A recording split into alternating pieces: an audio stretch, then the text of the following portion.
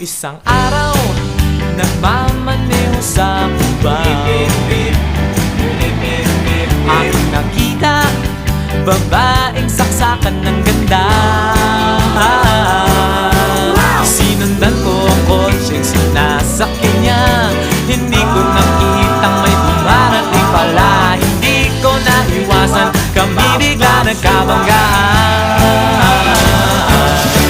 Nung magkamalay, ay nasa ospital na ako.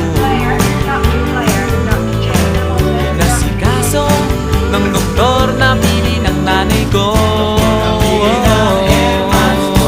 Biglang-bigla na lang ang nurse nandyan na, at para kong nakitang anghel sa ganda. Kahit nagdidiliyo, itong nasabi ko sa kanya.